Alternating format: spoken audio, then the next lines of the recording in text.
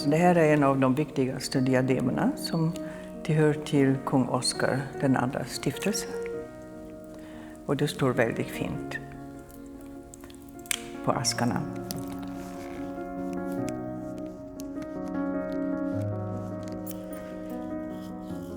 Den är väldigt vacker. Titta. Den är väldigt värdefull och mycket svår att bära. Den är tung. Jag vill säga, den är väldigt representativ. Den representerar verkligen en otrolig period. 1800-talet, om man tänker på det, allt som har hänt.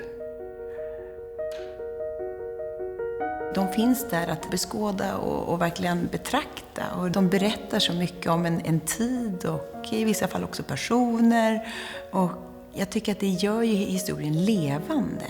Smycken eller andra föremål som liksom tar oss närmare individen eller personen. Det är inte bara någonting där borta, utan det är någonting som någon har burit, tagit i och känt på. Det tycker jag är läckert. Det är ju med alla de här smyckena att det är arvegods. Det finns mycket minnen, mycket historia bakom. Och det är ju det som gör det väldigt speciellt när man bär det här. Det är inte bara bling-bling i håret. Utan man bär på någonting som verkligen är en tradition. Någonting som har förts med från tidigare generationer. Som vi bär med stolthet och glädje. Och det tycker jag är viktigt att man påpekar. Att det inte bara är att sätta någonting som glittrar. Utan det här det är historia. Familjehistoria.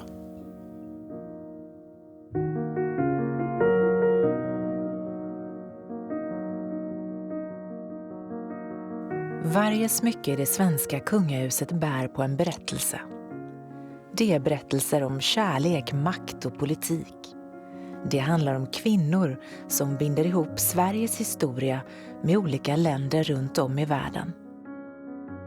Vilka var de och hur kommer det sig att det i den svenska kungafamiljen finns smycken som burits av en kejsarinna i Brasilien? Topaser från den ryska tsarfamiljen och juveler med kopplingar till självaste Napoleon. Smyckena berättar så mycket. Det är en skatt, det är ett kulturarv. Det står för så mycket som Sverige har stått för. Det är kontakterna med olika länder, kontakterna med Ryssland, med Frankrike, Napoleon. Alltså det är så mycket historik bakom dem. Många av smyckena är flera 100 år gamla och med tiden har en hel del fakta glömts bort. Istället har myter och gissningar ibland tolkats som sanningar. Ja, det finns ju vissa smycken som vi inte vet så mycket om, eller resan, hur de kom till Sverige. Vi vet att de inte är skapade och gjorda i Sverige, men var kommer de ifrån? Vi kan gissa oss till hur de har hamnat i Sverige genom kanske just en gåva eller ett testament eller så, men vi är inte säkra. Så det är ju intressant om man kan få lite mer information kring vissa. I jakten på fler ledtrådar kring de kungliga smyckenas historia söker vi upp smyckesexperter och historiker. Med deras hjälp gräver vi i arkiv i Ryssland, Brasilien och flera länder i Europa. Vi dammar av brev och dokument och hittar information som gör att en del av det som står i våra historieböcker nu måste skrivas om. Och för att sprida kunskap om de kungliga smyckenas historia har Karl XVI Gustav och drottning Silvia gett oss en unik möjlighet. Aldrig tidigare har ett tv-team fått lov att filma av kungafamiljens smycken på det här sättet. Ja, det här är en mycket praktisk ask. Den är nämligen platt. De andra tar ju mycket mer plats när man ska resa med det. Och det här är de berömda Leuchtenbergska safirerna. De Leuchtenbergska safirerna är några av de mest kända smyckena i det svenska kungahuset. Men trots det finns det frågetecken kring hur gamla de är, vem som från början gav dem till vem och när de här juvelerna hamnade hos den svenska kungafamiljen. Det vi vet är att safirerna på något sätt kom till Sverige genom Josefina av Leuchtenberg, som var gift med Oscar den förste. Ja, det är klart man undrar naturligtvis, hur använder man det? Till vilka tillfällen? Och hur såg det ut? Jag fick ju läsa också att man kunde byta safirerna till pärlorna. Och nu sitter de fast, så tyvärr kan man inte göra det längre. Men det måste ha varit väldigt, inte bara vackert, men också ganska praktiskt. Då har man 2 i 1. Och sen är den så fin också. Den är lätt att förvara, lätt att transportera. Men sen också, man kan ha olika former. Man kan ta till exempel så här, som en tiara, en öppen tiara. Men man kan också göra som en liten krona.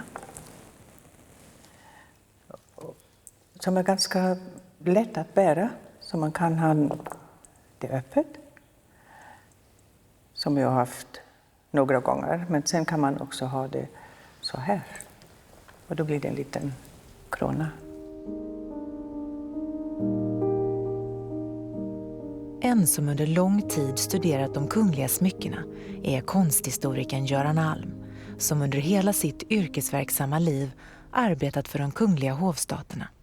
På ett av porträtten där Josefina bär detta diadem så finns det inte en enda safir med, utan det är stora droppformade pärlor. Det står det ingenting om i testamentet. Men förmodligen har Josefina gjort det så att man kunde byta ut safirerna mot pärlor. Det går inte längre. Men pärlorna finns kvar i samlingarna. Men används som örhängen och så vidare. Och det här är ett osedvanligt komplett smyckesätt från Napoleontiden av högsta kvalitet. Men hur kommer det sig att ett sånt smycke idag finns i det svenska kungahuset? Svaren hittar vi i drottning Josefinas bakgrund. För det är nämligen kejsaren Napoleon som i början av 1800-talet för samman hennes föräldrar. Napoleon är då gift med Joséphine de Beauharnais, som i ett tidigare äktenskap fått sonen Eugène de Beauharnais, som Napoleon adopterar och utser till vicekung av Italien. Sen bestämmer Napoleon att hans styvson Eugène ska gifta sig med prinsessan Augusta av Bayern.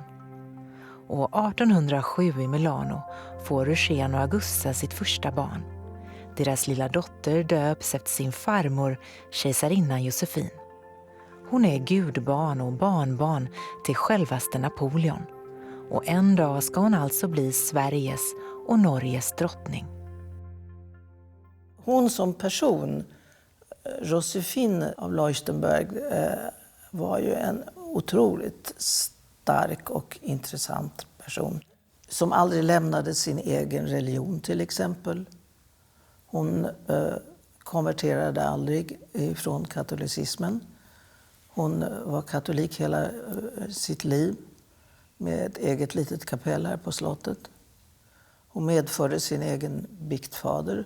Det var ett villkor från hennes föräldrar när äktenskapskontraktet gjordes upp att hon skulle få ha med sig sin biktfader.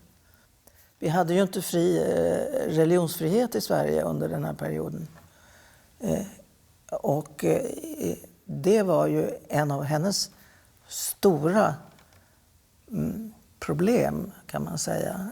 Men också hennes starka drivkraft att få då sin blivande man, Oscar den förste, att få igenom religionsfriheten i Sverige. Utländska personer som kom till Sverige, till exempel diplomater, fick utöva sin religion. Men svenska medborgare blev alltså utvisade om de konverterade till katolicismen. Så att hon arbetade ju väldigt länge.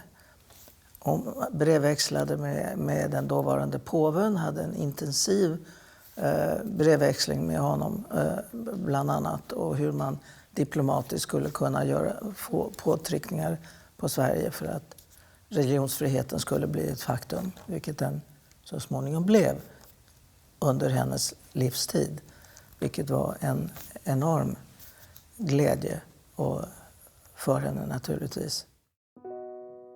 Så det är alltså tack vare drottning Josefina och hennes familj som det svenska kungahuset idag har en smyckesamling som bland annat består av det mytomspunna diademet som länge kallades för kröningsdiademet, som drottning Silvia här bär när kronprinsessan Victoria gifte sig med Daniel Westling.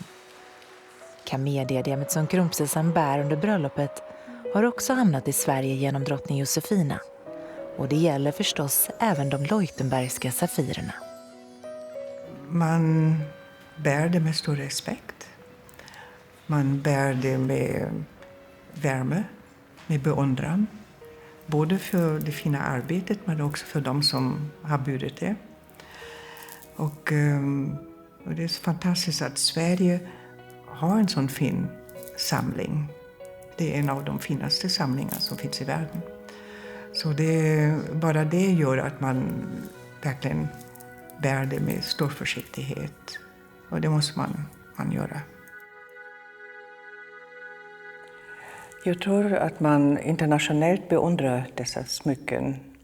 Jag tror hela samlingen beundrar man väldigt mycket. De är av höga kvalitet. Det finns flera. Många som kom genom drottning Josefin till Sverige. Och hon var ju då barnbarn till kejsarinnan Josefin. I flera böcker står det att de Leuchtenbergska safirerna troligtvis är ett arv från kejsarinnan Josefin till hennes barnbarn Josefina. Alternativt en försenad bröllopsgåva från Josefinas pappa Eugen till mamman Augusta. Men det har saknats dokument som stödjer de här historiebeskrivningarna. Och frågetecknen har varit många.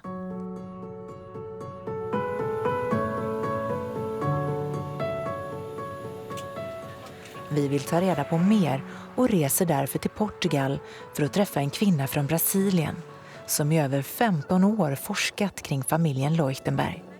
Och nu har hon hittat en viktig ledtråd kring de Leuchtenbergska safirerna. Vi träffas i Ajuda-palatset i Lissabon. This is something very interesting because we never knew exactly where they came from. We knew, okay, Leuchtenberg.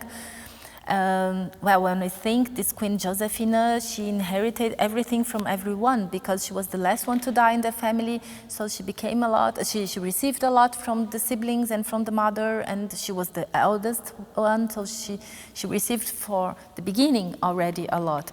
But the sapphires were always, okay, they had belonged to her, but how? And now I have found also a letter in Munich. It was sent from Augusta, the wife from Prince Eugene, which was the stepson from Napoleon. So Augusta, she wrote to her brother, and the brother was the future king of Bavaria in February 1811. And she said, "For the birth of my son," it was August, "I received extraordinary, wonderful gifts.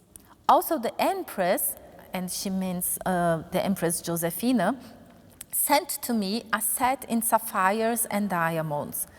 And you will know that the Emperor, Napoleon, elevated my son over the baptism, and he will become the name August Napoleon." So through this letter we know the sapphires were actually a gift when the first son was born. And when Josephina married, she had to have also something big, important, and so I believe she brought the sapphires to Sweden as a wedding gift. And I believe this because the mother, Augusta, she always did, she had a testament, and on this document she always wrote to each child the wedding gift came first. So nobody could ever discuss was it for her or not, because it was already given, but she wrote it once again in the testament. Brevet från drottning Josefinas mamma Augusta är daterat den 23 februari 1811.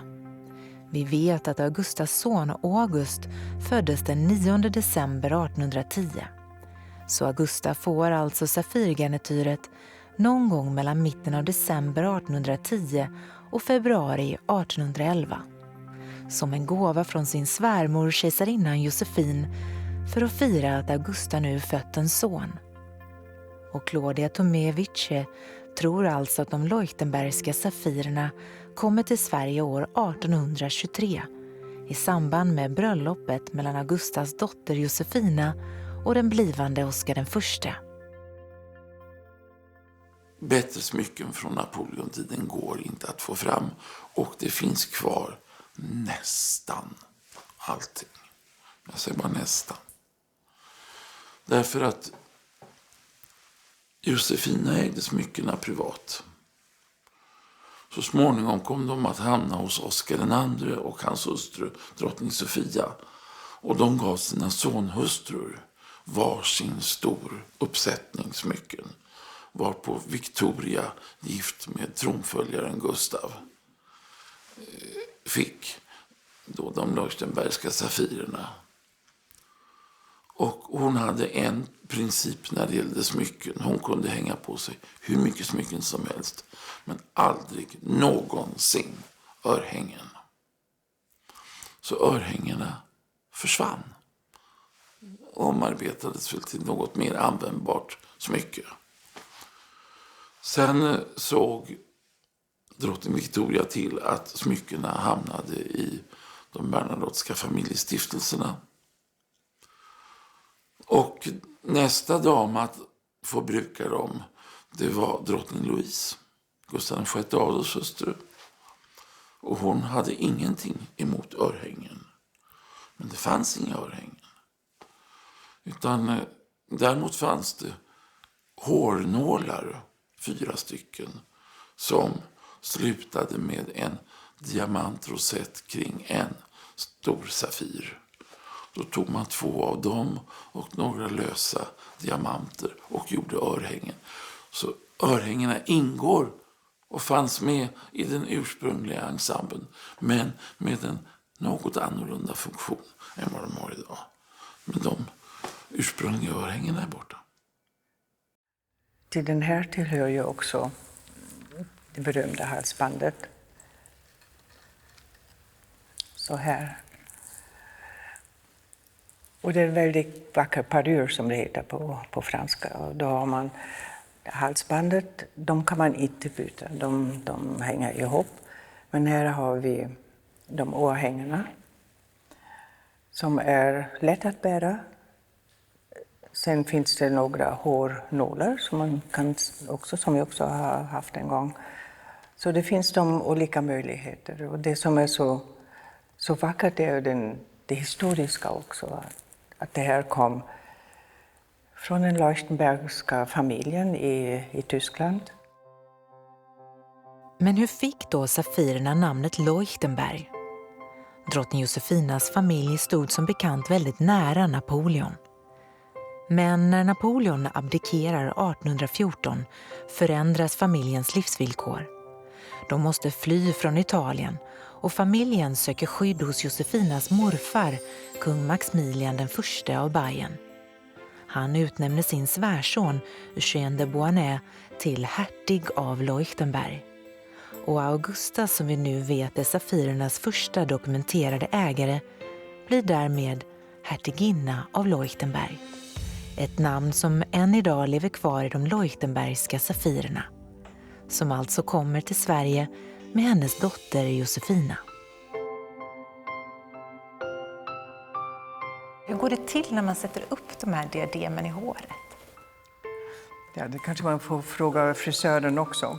Men jag tror även frisörerna lär sig det, att man började först att ta håret och göra en liten,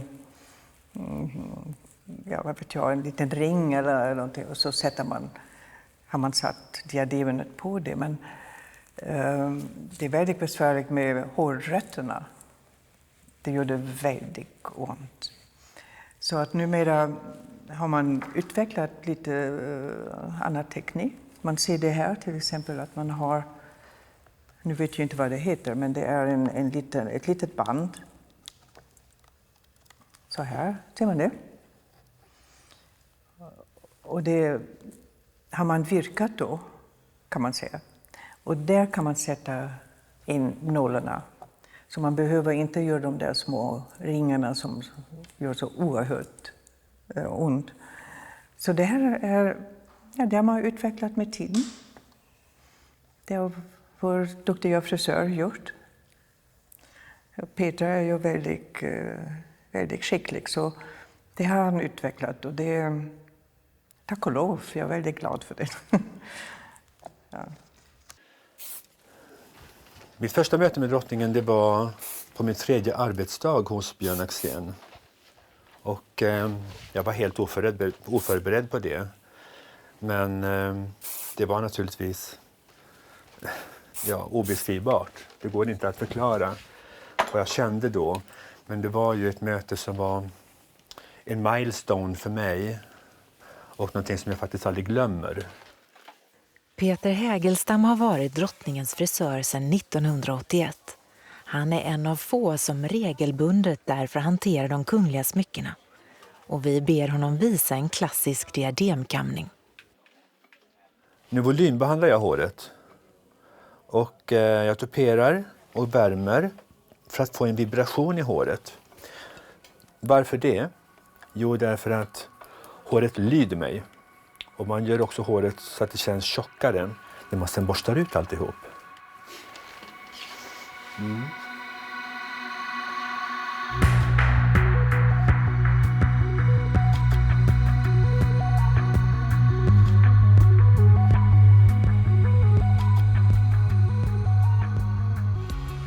Och nu så kan man ju fästa det här diademet på så många olika sätt. Och i det här fallet så vill jag med hårnät sy fast det.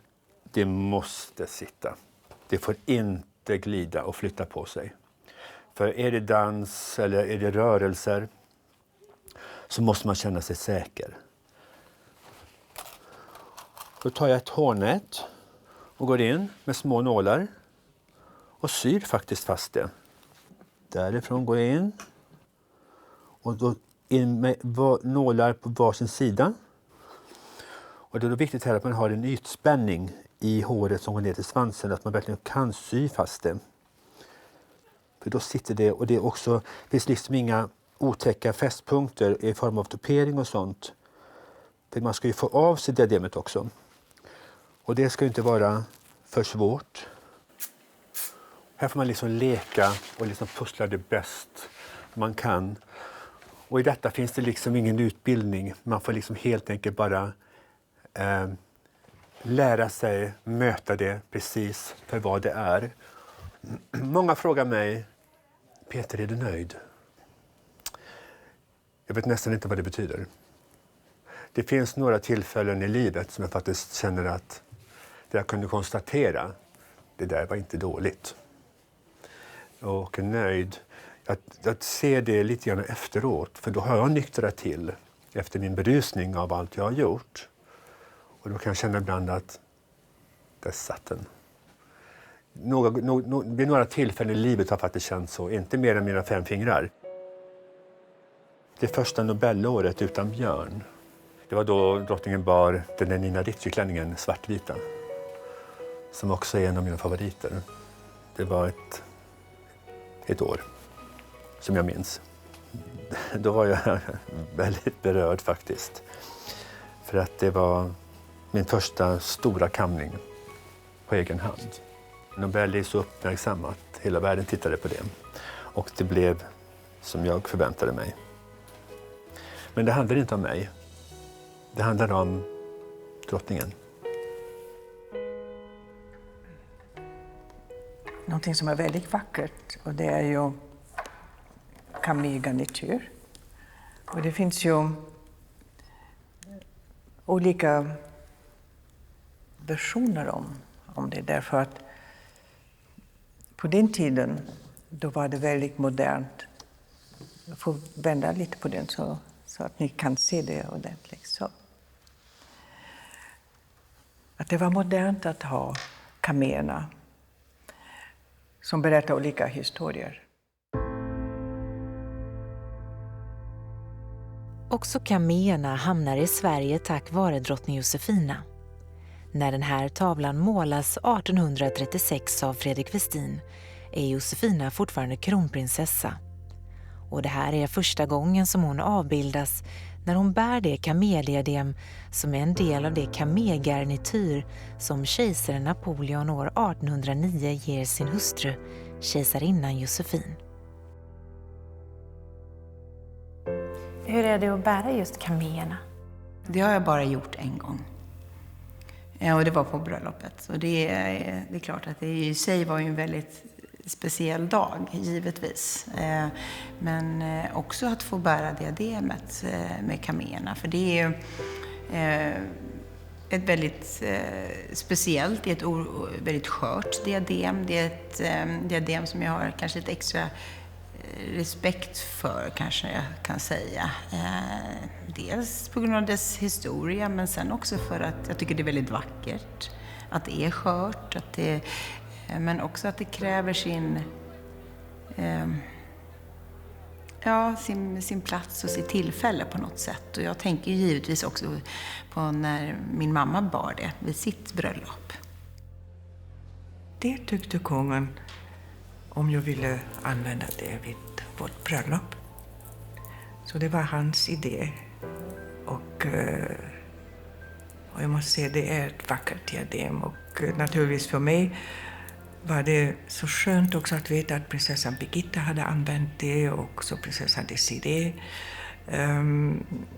Det var som ett bra omen för mig att de hade använt det och att jag skulle få använda det nu också. På något sätt blev det ju ett bröllopsdiadem. Och det var ingenting lättare än att också önska att kronprinsessan skulle använda det sitt bröllop. Inte bara därför att de gifte sig samma dag som vi gjorde det, men också att hon skulle känna att det var ett bra omen att ha det här diademet som det passade så fint som bröllopsdiadem. Men som alla äktenskap också väldigt skör, på så säga.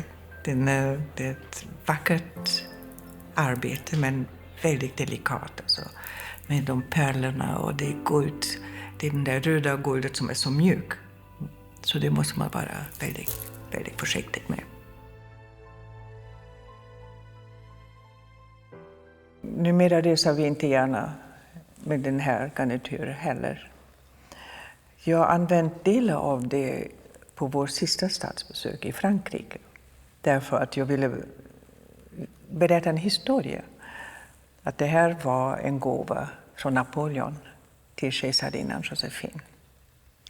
Och jag kommer ihåg när jag berättade till presidenten att han var mycket förvånad. Och så det var härligt att visa franska folket att det finns ett nära band mellan Napoleon, kejsarinnan Josefin, barnbarnet Josefin som blev drottning av Sverige. Det finns en briljant brosch med en kamé på en romersk kejsare i romersk kejsarornat med lagerkrans. Då har du ju till saken att när Napoleon kröntes så hade han tillverkat en kejsarkrona i form av en lagerkrans i guld. Så han använde det här. Och när man tittar på den här antik romerska kejsaren på broschen, då tänker man, den här personen känner jag igen. Så tittar man igen, ja men det är ju Napoleon. Så han finns med i det hela.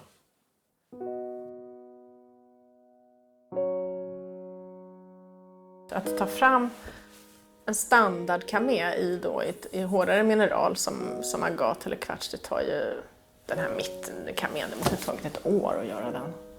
Det är otroligt komplicerat. Och när man slipar, det tar flera månader att göra sånt här, när man slipar och bearbetar med sånt här material, då har man ju någon polermedel, något slipmedel som man sitter och jobbar med hela tiden med olika verktyg. Så det sägs liksom att de fick nästan använda känseln för att liksom, när de arbetade, att känseln berättade för dem när de var klara, om det blev bra eller dåligt. Och sen så fick man polera, alltså naturligtvis använda vatten och skölja bort det. Och när du tittar på de här små mästerverken, som ibland inte är större än så här, då är det ju svårt att inte liksom drabbas av förundran över att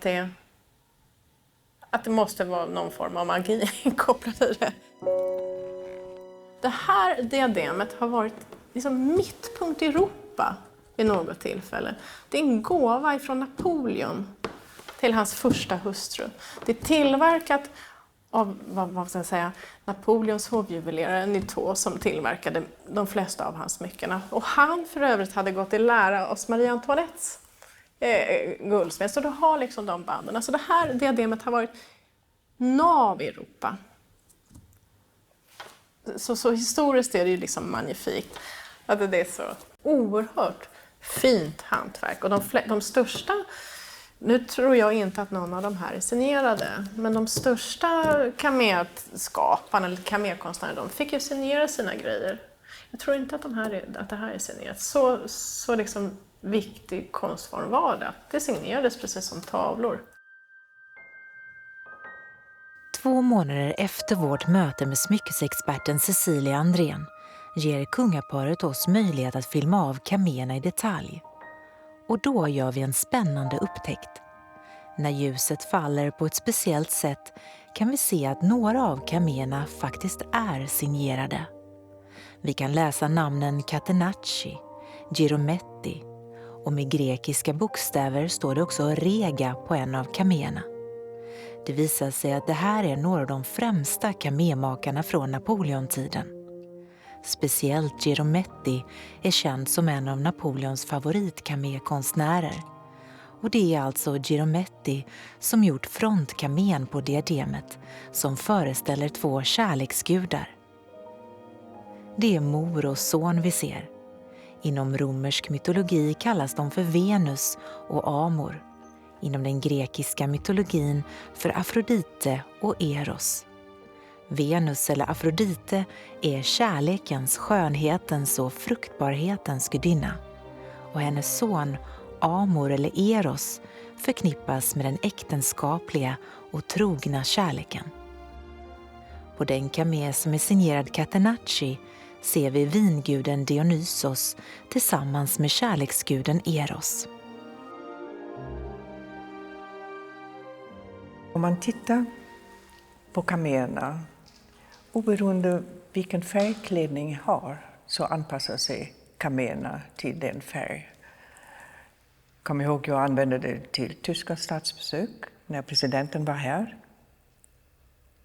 Då hade jag en orange-röd klänning. Kaméerna var orange-rött. Jag har använt den med en gul klänning. Kaméerna är gula. Och använder man då naturligtvis en brudklänning så är den vackraste man kan tänka sig. Det är alltså vita kaméerna till det. Så det är en lek med färger som är härlig att se. Som man upptäcker också. Det är det som är så spännande, att man upptäcker olika detaljer som gör det hela mycket levande.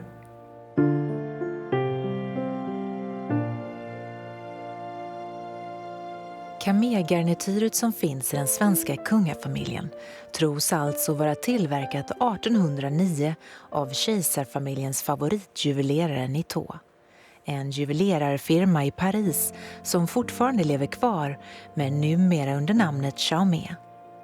Det finns dokument som tyder på att Napoleons första hustru, kejsarinnan Josefine, låter sin son Eugène ärva kaméerna när hon går bort 1814. Men därefter försvinner alla spår. Ända tills kaméerna 22 år senare dyker upp på tavlan där Eugènes dotter Josefina bär kamédiademet som kronprinsessa av Sverige och Norge. Kaméerna gick i arv från vår drottning Josefina till hennes enda dotter, prinsessan Eugenie, som ju ärvde en hel del stora smyckeuppsatser. Prinsessan Eugenie är en av de märkligaste damerna i den Bernadotteska familjehistorien. En social reformator på många olika sätt. Oerhört engagerad i medmänniskor, särskilt sådana med problem. Hon skapade ju den första institutionen i Sverige där man tog hand om handikappade barn. Där de fick ett hem, de fick skolgång, de fick mat, de fick utbildning, allting sådant. Eugenia-hemmet. Och det kostade pengar. Alltså sålde hon sina smycken. Vilket retade en del av bröderna som tyckte att det skulle gå vidare. Hon gifte ju sig aldrig, så hon fick aldrig några egna barn. Det enda stora smyckeuppsats som finns kvar efter henne, det är kaméerna. Och de testamenterade hon till sin brorson, prins Eugen. Och han gifte ju sig heller aldrig. Men när han såg sin brorson, prins Gustav Adolf, gifta sig med prinsessan Sibylla av Sachsen-Coburg-Gotha, då fick Sibylla smyckena som bröllopspresent av prins Eugen. Vem var det som introducerade drottningen till de kungliga smyckena? Ja, det är naturligtvis prinsessan Kristina i första hand som var så nära i Stockholm. Och hon är så kunnig också, så det är självklart att jag frågade henne också när vi tog ut smyckena. Då var hon med också de första gångerna. Och det är också en säkerhetsfråga naturligtvis att man skriver upp vilka smycken man har lånat, man skriver upp när man har lämnat det tillbaka, och jag tycker det är väldigt skönt att göra så att allt är på plats. Så i första hand var det naturligtvis prinsessan Kristina, men också drottning Ingrid av Danmark som var ju kungens faster. Hon frågade ju gärna som hon kunde allting. Prinsessan Ingrid hade den 11 februari i Blåhallen i Stockholms stadshus anordnat en soaré till förmån för Svenska föreningen för dövas väl. De här bilderna är från 1933 och vi ser här alltså Sveriges nuvarande kung Karl XVI Gustavs faster, prinsessan Ingrid, som senare blev drottning av Danmark. Här bär prinsessan Ingrid kaméerna vid en välgörenhetssoaré där hon ska föreställa drottning Josefina. Minns kronprinsessan hur hon blev introducerad till de kungliga smyckena? Jag kan inte säga det, för det är ju någonting som har skett successivt i och med att jag har sett min mamma och mina fastrar givetvis också bära de här smyckena vid olika tillfällen och varit med när mamma då har fått hjälp med håret och håruppsättningar och sen då med smyckena. Så det är ju någonting som jag har fått med åren på något sätt och fått se på nära håll. Och det är ju givetvis jättespännande. Och så har jag en mamma som har en enorm förmåga att berätta med inlevelse och är väldigt, väldigt kunnig. Som också har kunnat liksom delge de olika smyckenas historia. Så det är klart att det är väldigt spännande och spännande och roligt för en liten flicka. Men jag ska säga att det har ju inte varit utan den respekt och ansvaret som det också innebär.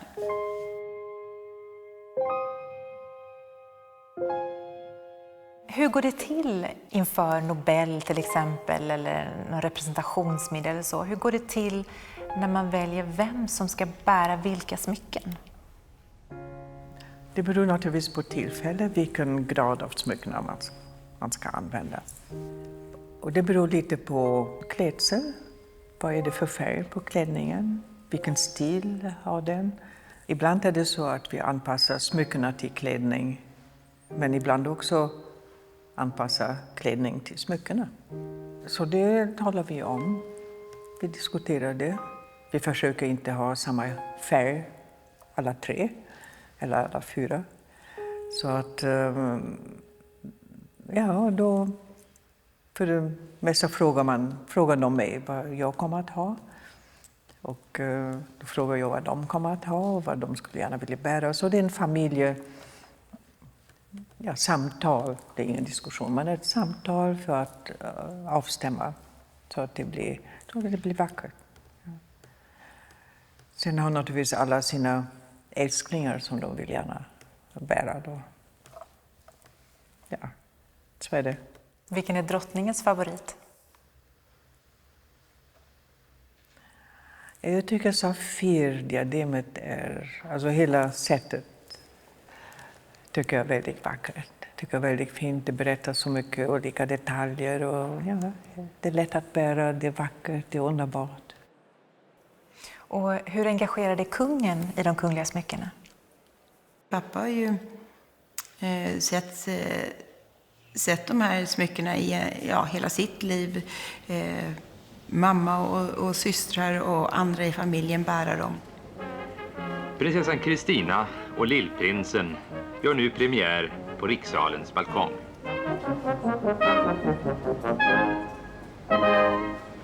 Och pappa är också oerhört kunnig och vet mycket väl vad det är för någonting. Och vet också att det här passar sig för det här tillfället. Och vänta lite med det där och så. För det är ju en form av, det finns ju en tradition. Vem bär vad till vilket tillfälle och så vidare. Och det finns smycken som jag tycker de är för mamma att bära. Det är inte för mig att bära. Finns det några exempel på det konkret? Ja, men det är några av de stora och mer drottninglika diademen. De ska inte jag bära idag.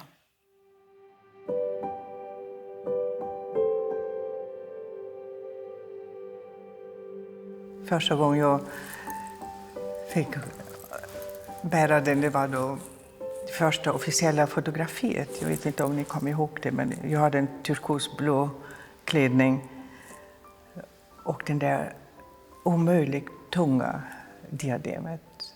Och det var svårt att fästa, det var svårt att bära.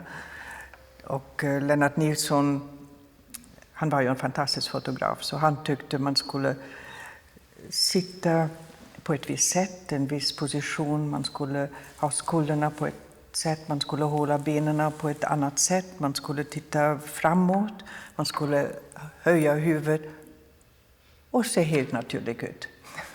Och det var inte så enkelt vad jag säger.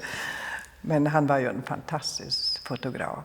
Men han ser helt naturlig ut med en sån tung och besvärlig diadem kan man säga. Det är inte helt lätt. Men man får lära sig att göra det. Det förnämsta smycke som ju ingår i de Bernadotteska smyckesamlingarna är ju det stora briljantdiademet. Ett enormt, alldeles makalöst stycke juvelerararbete. Och det har hävdats att när drottningarna gick från Stockholms slott till Storkyrkan för kröningen så bar de det här diademet.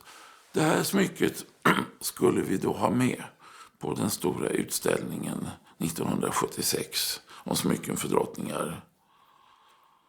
Problemet var bara att när man går in i inventarier och så tittar så finns det inte. Det finns inget kröningsdiadem överhuvudtaget. Och jag har gått igenom varenda tänkbar inventarieförteckning. Fanns inte. Och sen en tid efteråt så fortsatte jag med vissa av de här smyckefrågorna och kom in i drottning Josefinas arkiv och hennes bouppteckningar. Bouppteckningarna är ju en väldigt viktig uppgiftskälla när det gäller vilka smycken de har haft och vart de har gått och så vidare. Och då hittar jag plötsligt en lapp som ligger inne i det hela där det står att drottning Josefina till det som kom att kallas för Oscar IIs stiftelse donerade det stora brasilianska garnityret. Vadå? Stora brasilianska garnityret. Och så talar de om att det var ett enormt briljant diadem. Det var örhängen, det var brosch, det var halsband. Och så fick jag ett nummer, ett inventarienummer. Och så gick jag in i Oscar IIs stiftelseinventarium. Och det numret hänvisar till kröningsdiademet. Vadå? Kröningsdiademet från 1700-talet som svenska drottningar har burit kan väl ändå inte komma från Brasilien. Och då började jag ju nysta i det här. Och då visade det sig att det fanns en kungareporter på 20-30-talet någonting. Ja, hon verkade långt senare också. Som i en bok skrev bara helt fräckt att detta var de svenska drottningarnas kröningsdiadem. För det var ju så stort och ståtligt. Så det hade inget historiskt belägg. Men ändå fick namnet liksom genklang, och det var det man kallade det för. Men det är det brasilianska diademet, ett arv från drottning Josefinas syster som hette Amélie och var kejsarinna av Brasilien. År 1829 blir Josefinas lilla syster Amélie bortgift till kejsaren Dom Pedro den förste. 17 år gammal blir hon nu inte bara kejsarinna av Brasilien utan också styvmor till 5 barn eftersom Dom Pedros första hustru Leopoldina hastigt gått bort.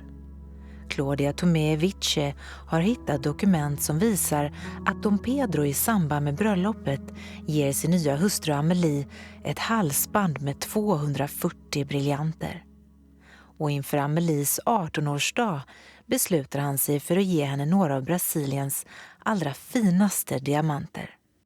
The problem was they already belonged to his children because the first wife had them. So he bought from his children a very big necklace, very big diamond earrings and brooch and bracelets and the best jewelry from Leopoldina.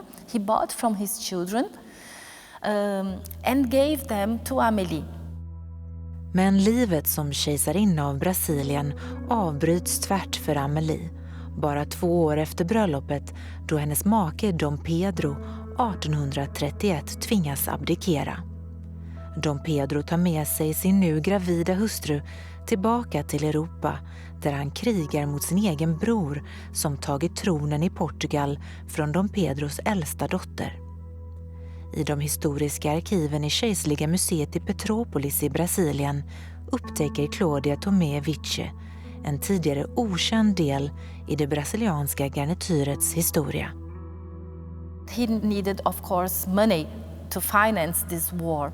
So what he made, he took all these jewels from Amélie, the diamonds and the emeralds she had already from her parents, and silver, everything he could, and he put it in a bank in London to finance the war as a guarantee for the money.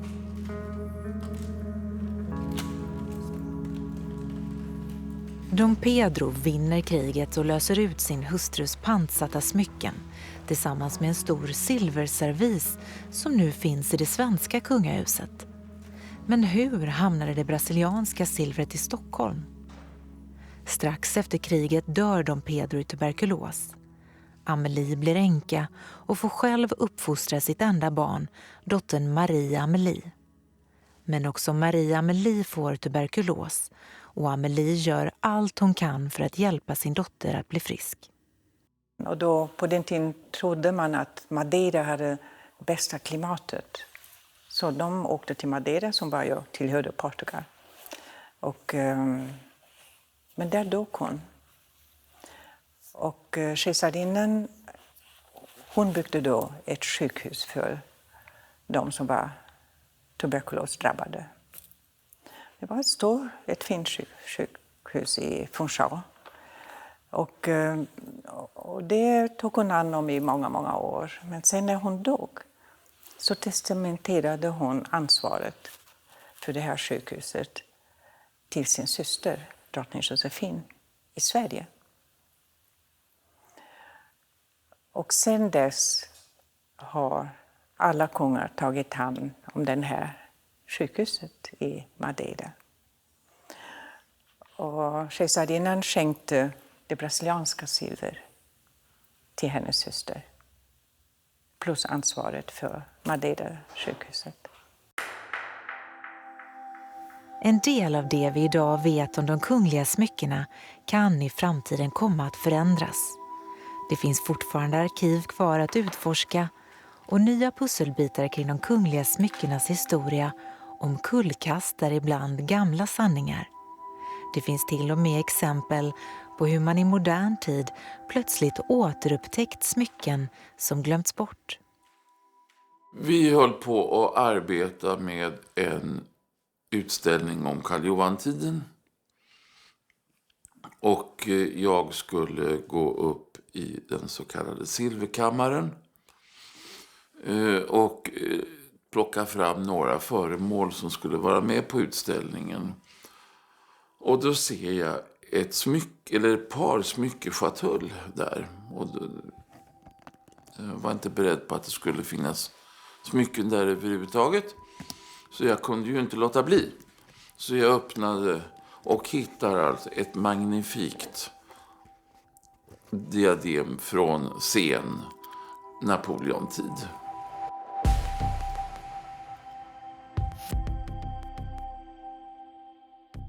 Mycket karaktäristiskt för tiden. De älskade i smyckekonsten under Napoleontiden vegetativa ornament. Veteax och sädeskorn och sådant. Ekollon och allt det här fanns med på ett alldeles fantastiskt sätt i det här diademet. Det intressanta med det då är att det är alltså en av de läckraste smyckekompositioner man kan tänka sig från den tiden. Och det säger inte lite. Däremot finns det inga ädla stenar överhuvudtaget. Det finns 2 material i det hela. Mässing och stål. Jag tycker väldigt mycket om ståldiademet, men det är också väldigt skört. Det är otroligt utsökt. Alltså, när man har möjlighet att titta nära, det är små ekollon och små eklöv och det är otroligt vackert gjort som hantverk. Och, men det är skört, så det är knappt att man vågar använda det. Och jag väljer väldigt noga tillfället för det. Måste gå väldigt lugnt till. Och de vippar. Så det är jättesött när man liksom rör sig. Så känner man liksom att de rör sig också. Och då var det ju så här att när de här stora ensemblerna med diamanter och rubiner eller vad det nu var för någonting som var så populära då. När de blev så populära så var det ju många som ville ha, men alla hade inte råd. Och då kom man på att man kunde slipa stålkristaller och forma smycken av samma konstnärliga dignitet, men inte kostnadsmässigt lika krävande på något sätt. Och det här det blev oerhört populärt. Det användes både inom adel och faktiskt också inom den franska kejsarfamiljen. Och det här diademet var ägt och brukades av en dam som heter Hortense. Och Hortense råkade vara lilla syster till Eugène de Beauharnais, vicekungen av Italien, som gifte sig med prinsessan av Bayern och som vi följde när det gällde de Leuchtenbergska safirerna. Det är hennes smycke. Och det finns flera smycken i stål som har tillhört henne. Och som hade kommit i ett arv efter kejsarinnan av Brasilien.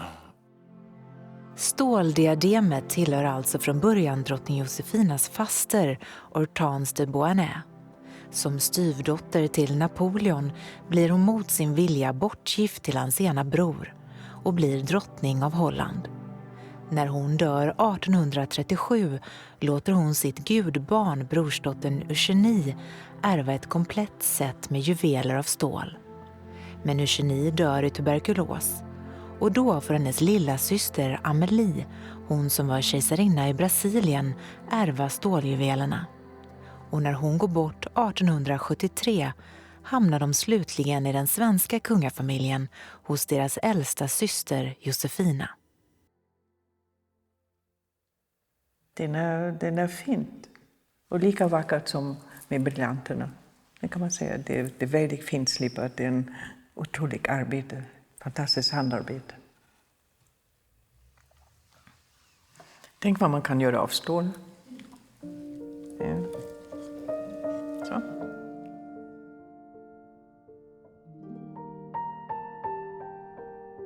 All these stories, they are so touching because they tell us about this love stories about husbands and wives and mothers and daughters and siblings and sisters, and this jewelry, they are part of this love between people.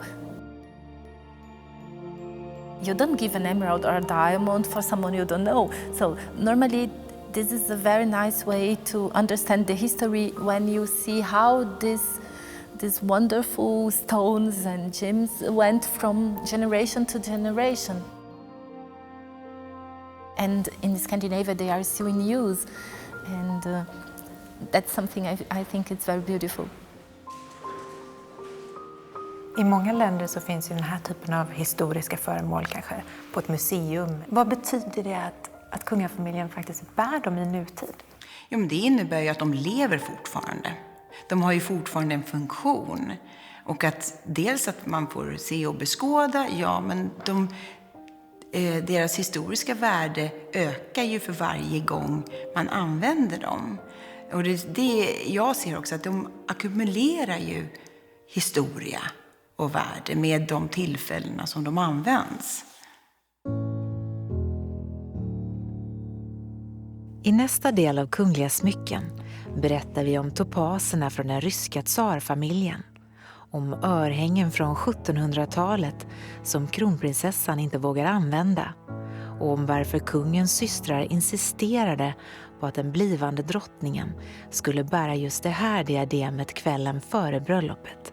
Det kändes så oerhört starkt. Och hur ska vi kunna förmedla det om hon inte hade haft det här på sig?